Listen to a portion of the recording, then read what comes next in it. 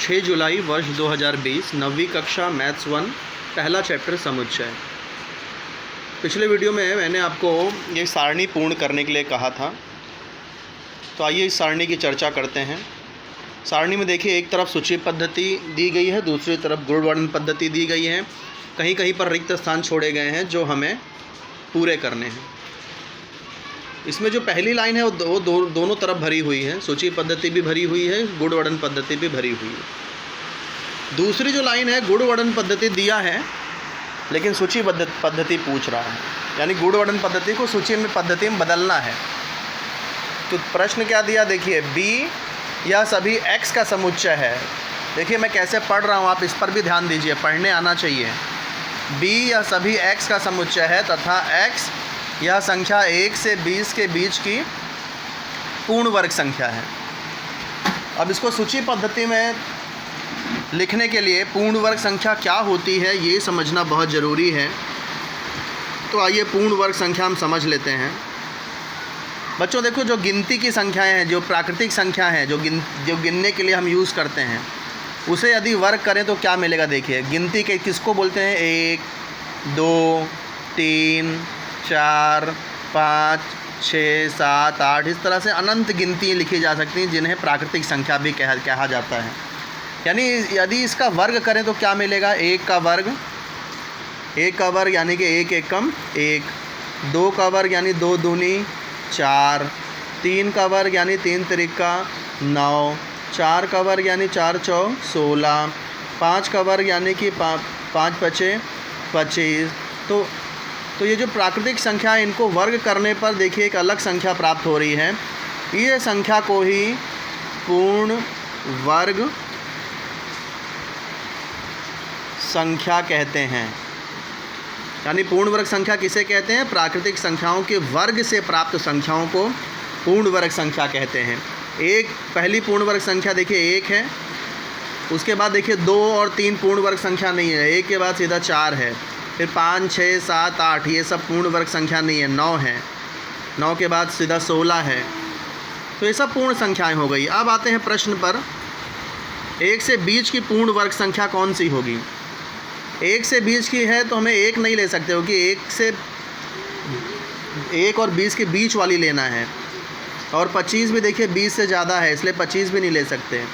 तो 1 से 20 के बीच की पूर्ण वर्ग संख्या हो गई 4 9 16। तो अब इसे कैसे लिखेंगे, देखिए ये मैं सेकंड कॉलम लिख रहा हूँ, यहाँ पर कर देता हूँ, यहाँ मैंने सॉल्व किया था।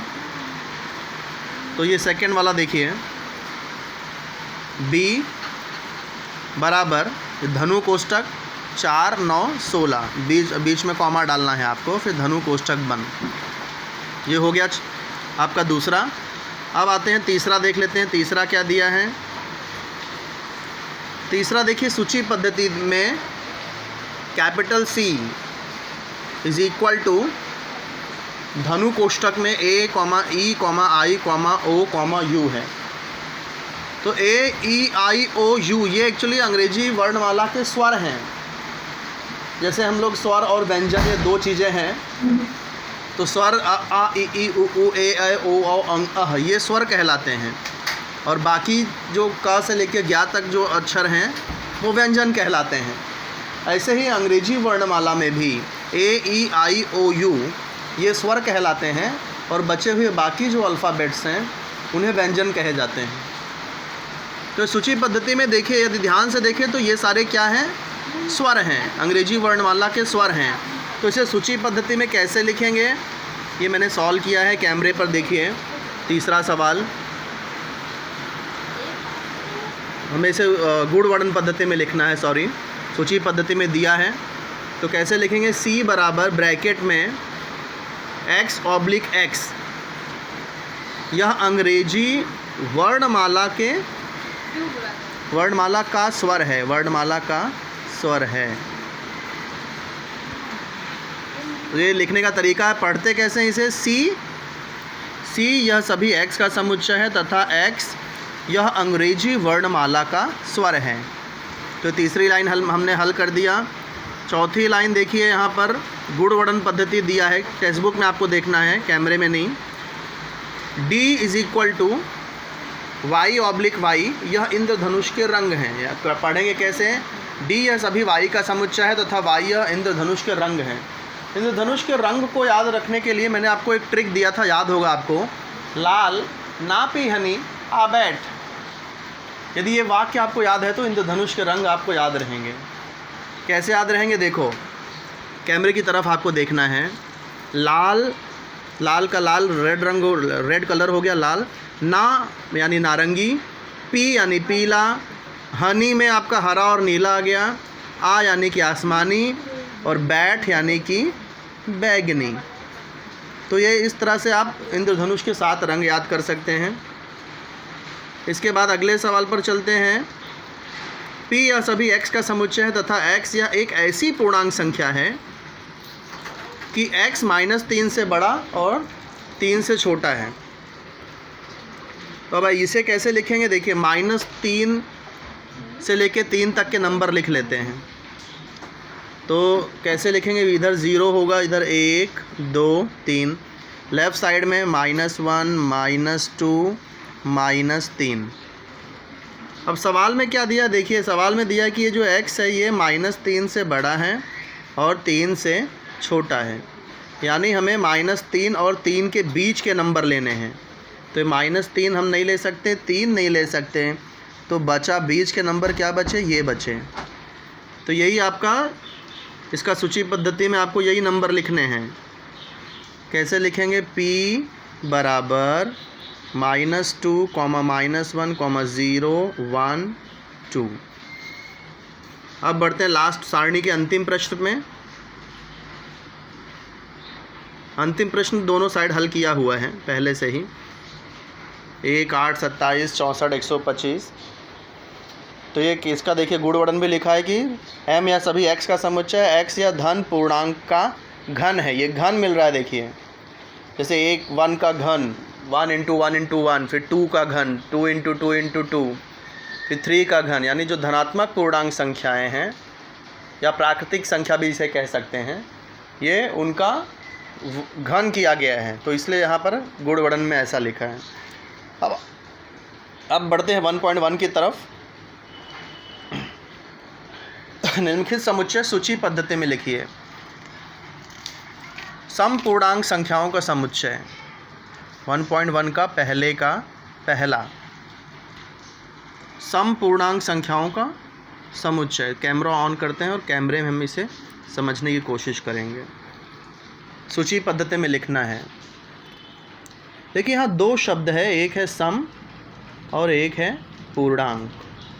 एक रफ़ कार्य में बता रहा हूँ, रफ़ आपको बता रहा हूँ समझने के लिए। ये आपको सॉल्यूशन में, हल में लिखने की ज़रूरत नहीं है। लिख भी देंगे तो प्रॉब्लम नहीं है, पर ये आवश्यक स्टेप नहीं है क्योंकि इस पर मार्क्स नहीं है। अब सम संख्या कहाँ से शुरू होता है? देखिए, सम संख्या आपका शुरू होता है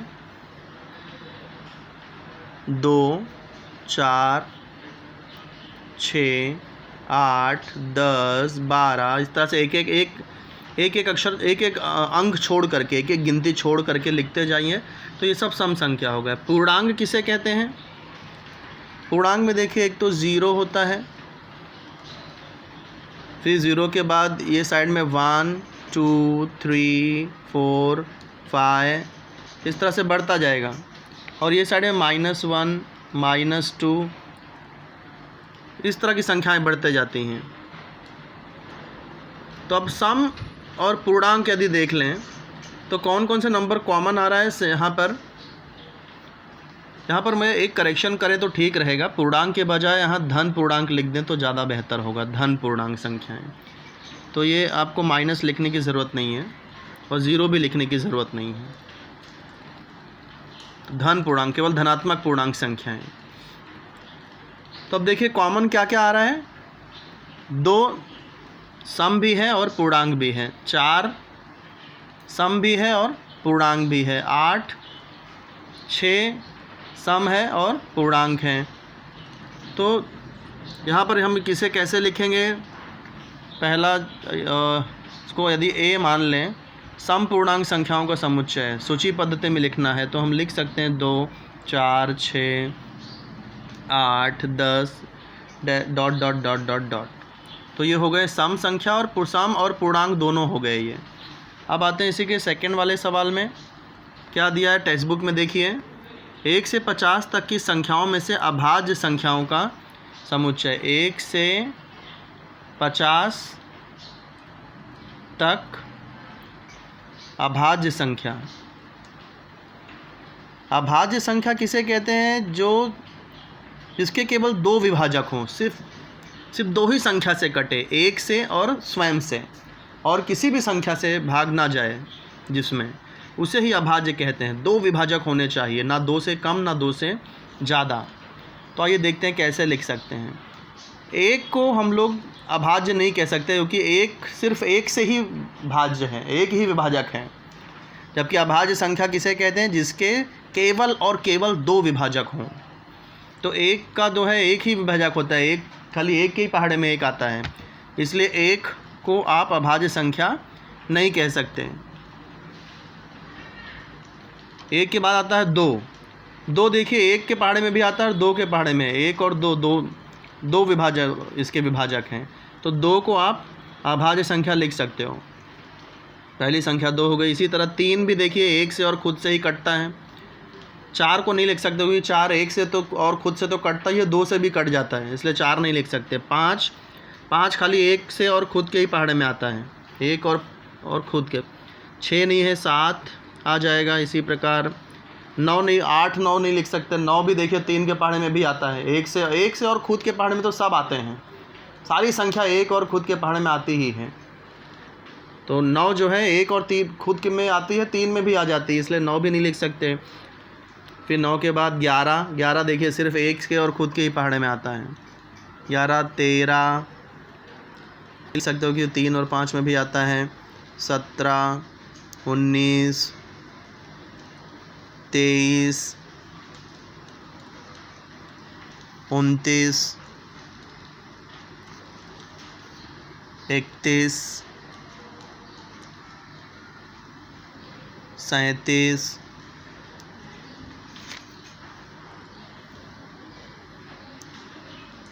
41 43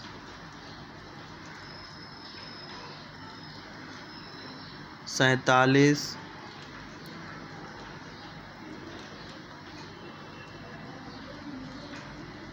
हाँ, तो यहाँ तक ये हो गया आपका 1 से लेकर के 50 तक की अभाज्य संख्या, जिसे हमने पूरा लिस्ट बना दिया कॉमा डाल करके। तो ये हो गया आपका सूची पद्धति, सूची यानी कि लिस्ट। तो ये पूरी लिस्ट बन गई कॉमा डाल के। तो 1.1 का सेकेंड हो गया। आप बढ़ते हैं 1.1 के थर्ड सवाल की तरफ। सभी ऋण पूर्णांक संख्याओं का समुच्चय। तो बी, ऋण पूर्णांक, ऋण कहाँ से शुरू होता है? माइनस से। -1 -2 -3 -4 -5 -6 -7 -8 -9। तो ये हो गया आपका थर्ड सवाल। अब बढ़ते हैं चौथे सवाल की तरफ। संगीत के 7 मूल स्वर। तो ये तो सभी जानते हैं, सा रे गा मा पा धा नी सा। सा रे ग म प द नी सा वापस नहीं लिख सकते, क्योंकि सा आ चुका है, इसलिए सा हम वापस से रिपीट। ये सूची पद्धति का ये नियम है कि कोई भी घटक 2 बार नहीं आ सकता है। अब यहाँ पर एक कमी रह गई है। क्या कमी रह गई है? सबके बीच में कॉमा होना बहुत ज़रूरी है सूची पद्धति में। सा रे गा मा प द नी, ये 7 हो गए ना, 1 2 3 4 5 6 7। संगीत के 7 स्वर का समुच्चय हो गया। अब बढ़ते हैं सेकंड सवाल की तरफ।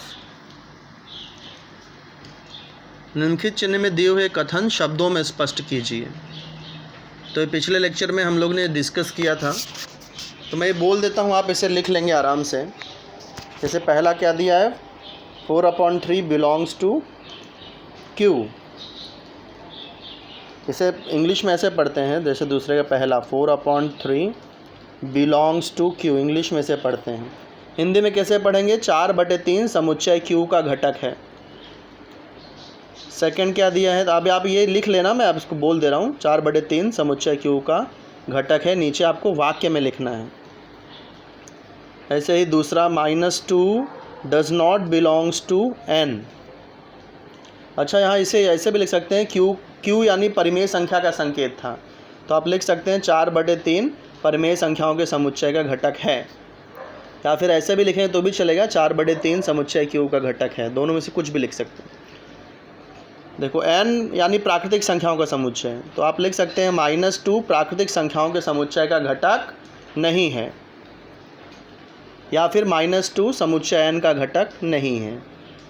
दोनों में से कोई भी चलेगा। अब आते हैं तीसरे पर, सभी ऋण पूर्णांक संख्या, तीसरा क्या है, p यह सभी p का समुच्चय है तथा p यह विषम संख्या है। अब इसे वाक्य में कैसे लिखेंगे, सीधा ऐसा लिख सकते हैं कि p सभी विषम संख्याओं का समुच्चय है, दैट्स इट। p सभी विषम संख्याओं का समुच्चय है। अब आइए 1.1 के थर्ड सवाल में, किन्हीं दो समुच्चय को सूची पद्धति तथा गुणवर्णन पद्धति में लिखिए। तो पीछे देखिए बहुत सारे उदाहरण मिले हमें सूची पद्धति में। यहाँ ये जो लिस्ट है, ये जो सारणी है, इसमें भी सूची पद्धति और गुणवर्णन पद्धति है। तो इसमें से कोई भी दो उदाहरण आप यहाँ पर लिख सकते हैं, 2 सूची पद्धति का लिख देना और 2 गुणवर्णन का। आते हैं चौथे सवाल पर, निम्नलिखित समुच्चय सूची पद्धति में लिखना है। चौथे जो सवाल है उसमें सूची पद्धति में लिखना है। चौथे का पहला क्या दिया है, भारतीय सौर वर्ष के सभी महीनों का समुच्चय। तो देखिए मैं लिख रहा हूँ और आपको याद करने का एक ट्रिक भी बताऊँगा। भारतीय सौर वर्ष के सभी महीने, तो ये है चैत, वैशाख, जेठ, आषाढ़, भाद्रपद।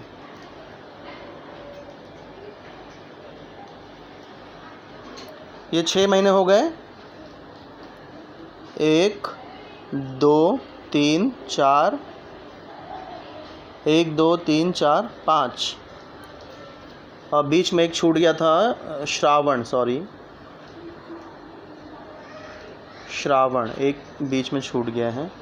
तो चैत, वैशाख, जेठ, आषाढ़, श्रावण, भाद्रपद, 6 महीने हो गए, 1 2 3 4 5 6। अब बाकी के 6 महीने भी लिख रहा हूँ मैं,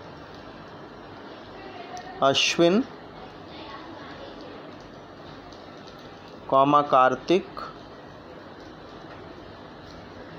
मार्गशीर्ष, पौष, माघ, फागुन।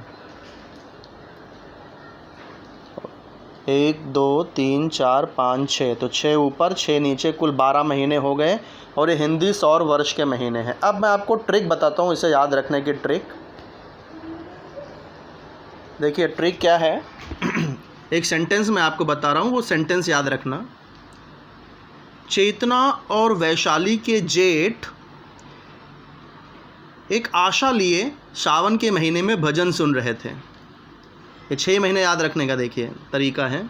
चेतना और वैशाली के जेठ एक आशा के साथ श्रावण महीने में भजन सुन रहे थे।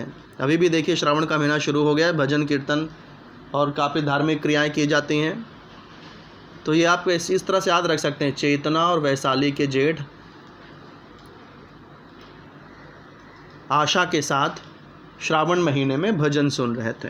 चेतना यानी चैत और वैशाली यानी वैशाख, जेठ एक रिलेशनशिप है, जेठ, आशा यानी आषाढ़, श्रावण, भजन में भाद्रपद याद रखिए। फिर अगले 6 महीने कैसे याद रखेंगे, अश्विन और कार्तिक, एक क्रिकेटर के नाम है, बॉयज़ के नाम हैं। अश्विन और कार्तिक मार्ग में शीश रख कर, मार्ग यानी रास्ता होता है ना, रास्ते में सर रख कर। अश्विन और कार्तिक मार्ग में शीश रख कर पास लेकर माघ मेले में फाल्गुनी पाठक का डांस देख रहे थे। यानी अश्विन और कार्तिक को पास लेने के लिए मार्ग में शीश ले रखना पड़ा, इतना मेहनत करना पड़ा उनको। अश्विन और कार्तिक मार्ग में शीश लेकर पास लेकर माघ के महीने में फाल्गुनी पाठक का डांस देख रहे थे। तो ये 6 महीने आपको याद हो जाएंगे। अश्विन कार्तिक नाम है, मार्ग में शीश रखकर यानी मार्ग शीश, पास लेकर, कोई भी प्रोग्राम में हम जाते हैं पास लेते हैं, तो पास से पौष याद रखना, माघ मेला लगता ही है तो वो माघ, और फाल्गुनी पाठक का ये फागुन। तो इस तरह से आप ये हिंदी सौर वर्ष के ये महीने आप याद रख सकते हैं। ये एक ट्रिक है छोटी सी।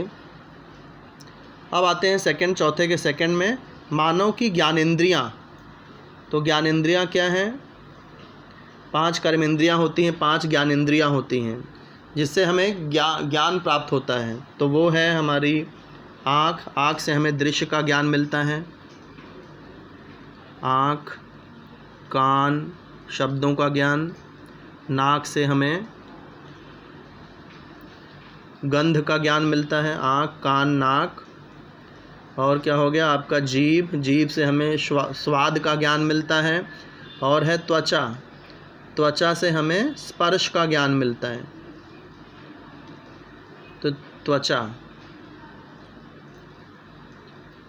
तो ये है मानव के 5 ज्ञानेंद्रियाँ, 1 2 3 4 5। तो ये सेकंड का आंसर हो गया। चौथे का, आप थर्ड पे आ जाते हैं।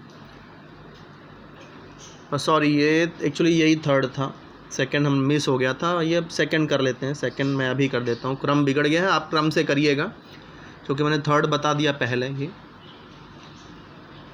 सेकंड क्या था कि कॉम्प्लीमेंट शब्द के अक्षरों का समुच्चय लिखना है। तो कॉम्प्लीमेंट में जैसे नियम आपको अब याद ही है, हर एक अक्षर लिखते जाना है, लेकिन बीच में कॉमा आना चाहिए और कोई अक्षर रिपीट नहीं आना चाहिए, होना चाहिए। COMPLEMENT,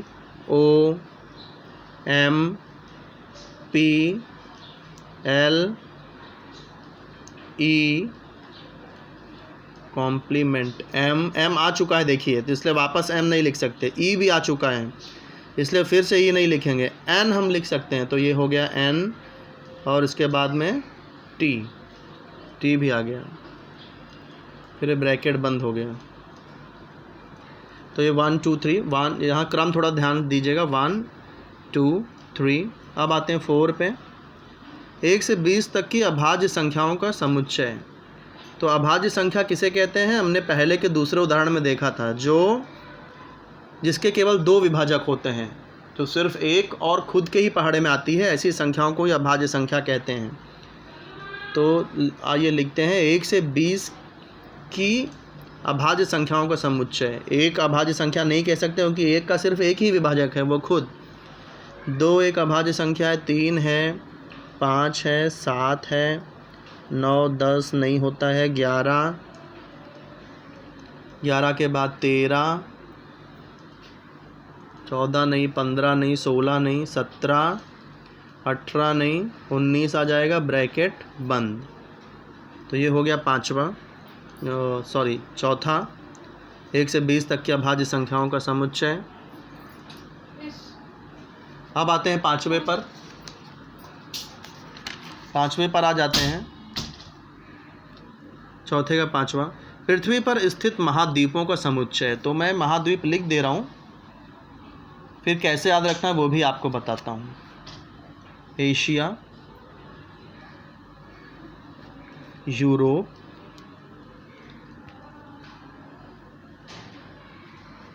Antarctica. 7 महाद्वीप होते हैं कुल। आपने वो गाना सुना होगा, 7 समंदर पार। तो ये 7 महाद्वीप होते हैं, एशिया, यूरोप, अंटार्कटिका, ऑस्ट्रेलिया,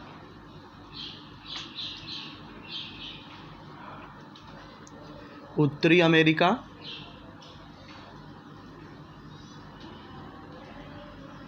और दक्षिणी अमेरिका।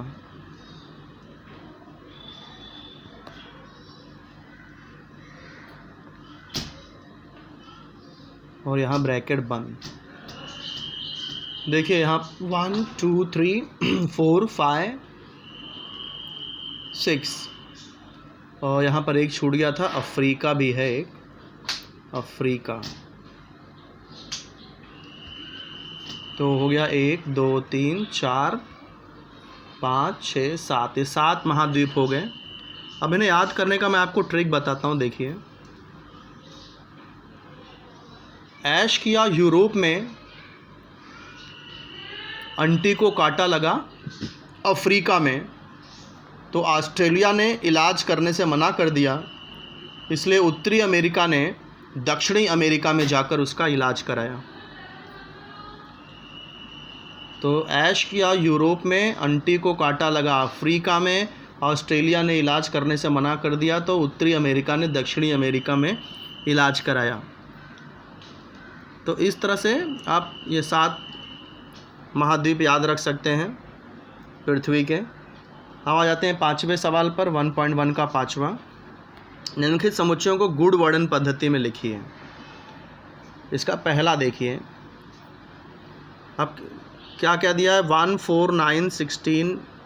ध्यान से देखिए, ये एक्चुअली वर्ग है। 1 का वर्ग 1, 2 का वर्ग 4, 3 का वर्ग 9, 4 का वर्ग 16, 5 का वर्ग 25।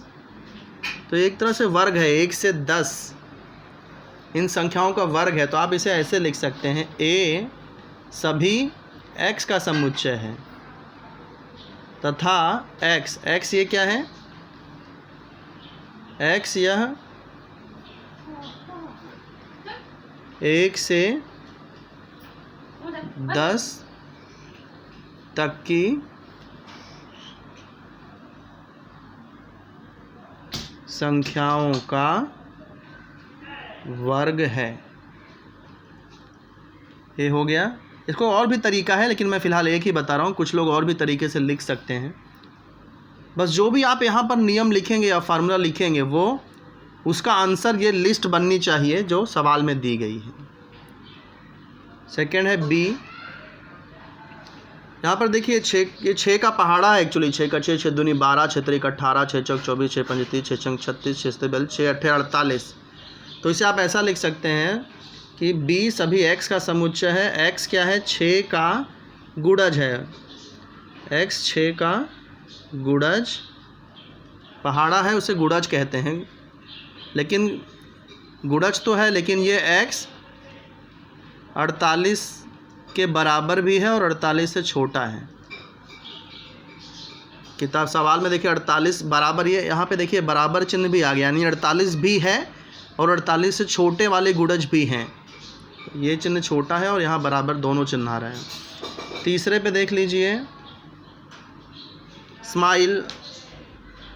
तो ये इस तरह से आ गया जैसे हमने चौथे का दूसरा किया था, कॉम्प्लीमेंट शब्द के अक्षरों का समुच्चय, वैसे ही ये स्माइल इस शब्द के अक्षरों का समुच्चय है। तो कैसे लिखेंगे इसे, सी यह सभी, अब हम लोग x यूज़ करे थे, y यूज़ कर लेते हैं। सभी y का समुच्चय है। y यह smile, SMILE, smile inverted comma ऊपर, इस शब्दों के अक्षरों का समुच्चय है। इस शब्द के अक्षर हैं, ऐसा भी लिख सकते हैं, अक्षर हैं। तो 5th का 3rd ख़त्म हो गया। 4th देखिए रविवार से लेके शनिवार तक ये सप्ताह के दिन हैं। तो कैसे लिखेंगे इसे, D सभी x का समुच्चय है तथा x यह सप्ताह के दिन हैं। चौथा हो गया। अब आ जाते हैं लास्ट 5वें का। पांचवा किताब में देखिए क्या दिया है, EAT। तो ये भी ऐसे लिख सकते हैं कि x सभी a का समुच्चय है तथा a यह ईट, EAT, ईट होता है ना, ईट खाना, कोई चीज़ का खाना। तो ईट इस शब्द के अक्षरों का समुच्चय है, इस शब्द का अक्षर है, इस शब्द का अक्षर है, अक्षर है। तो ये 5वां भी हो गया। इस तरह से 1.1 ख़त्म होता है। आपको ये पूरा सारणी और ये 1.1 कंप्लीट करके आज भेजना है। यही आपका होमवर्क है। Thank you.